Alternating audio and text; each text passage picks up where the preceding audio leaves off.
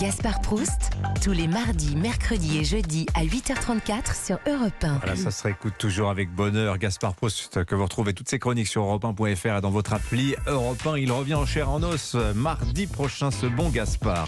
Place à Emmanuel Ducrot du journal L'Opinion. Bonjour Emmanuel. Bonjour Dimitri, bonjour à tous. Alors, petit séisme dans la Silicon Valley. Geoffrey Hinton a démissionné de chez Google. Qui est Geoffrey Hinton ? Son départ fait beaucoup parler dans le monde des technologies. Vous allez nous le présenter. Oui, Geoffrey Hinton est un inconnu pour le grand public. Il a 70 ans. C'est un psychologue cognitif canadien et un chercheur en informatique. Sa spécialité, ce sont les réseaux de neurones artificiels. Et s'il a été recruté par Google il y a 10 ans, c'était pour mettre au point un de ces algorithmes qui permettent à ces réseaux de neurones d'apprendre. Pour résumer, c'est un des pionniers de l'intelligence artificielle. Ses travaux ont ouvert la voie à ces fulgurantes innovations que sont, par exemple, les robots conversationnels ChatGPT. C'est en quelque sorte le papa de l'IA qui vient de jeter l'éponge. Mais pourquoi a-t-il fait ça ? Eh bien, Geoffrey Hinton est victime du syndrome de Frankenstein. Il a peur du monstre qu'il a créé. Il explique que l'intelligence artificielle est entrée dans une course à l'armement et que les créations d'images, de textes vont mal tourner. Ça va causer des perturbations énormes pour le secteur de l'emploi. Nicolas Bouzon en parlait ici même ce matin. Il redoute que les fausses informations corrompent les élections. Et pour Hinton, le risque est que les gens normaux, vous et moi, ne puissent plus distinguer le vrai du faux. Il parle même d'un risque existentiel qu'une intelligence numérique ferait couvrir à l'espèce humaine en devenant plus intelligente qu'elle. Et ça, pour lui, ça va arriver plus tôt que prévu.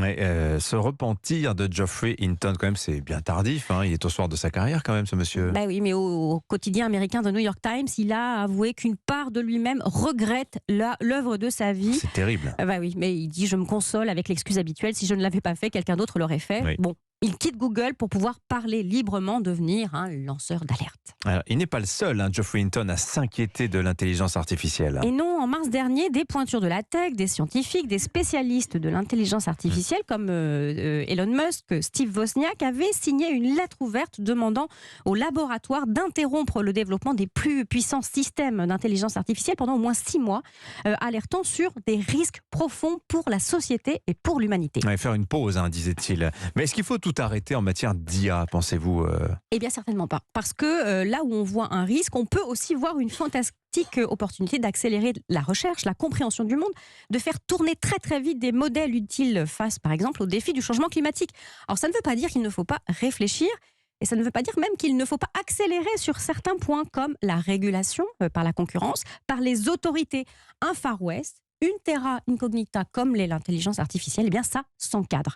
Et pour ça, figurez-vous qu'on a déjà des bases posées par des intelligences bien humaines. Celles des auteurs de science-fiction Isaac Asimov et John Campbell. On est en 1942. Les lois de la robotique. Et voilà, ces deux visionnaires posent ces 3 lois de la robotique auxquelles doivent obéir les robots dans leur roman. Je vais les énoncer parce que c'est intéressant. Un robot ne peut porter atteinte à un humain, ni, en restant passif, laisser cet être humain exposé au danger. Ça vous pose une gradation dans les priorités. Un robot doit obéir aux ordres donnés par les êtres humains, sauf si de tels ordres entrent en contradiction avec la première loi. C'est-à-dire qu'elles mettent, par exemple, d'autres humains en danger. Qu'on ordonne à un robot d'attaquer un humain, par exemple. Par exemple, il doit dire non. Oui. Et un robot doit protéger son existence dans la mesure où cette protection n'entre pas en contradiction avec la première ou avec la deuxième loi. Vous la voyez, cette échelle des responsabilités ? Oui. Eh bien, on a là de quoi poser des règles qui devraient régir la recherche sur l'intelligence artificielle. Mais ça ne peut être qu'un travail mondial et un travail collectif. Ouais, ça, c'est vraiment des questions pour les 20-30 prochaines années. Merci beaucoup, Emmanuel Ducrot du journal L'Opinion.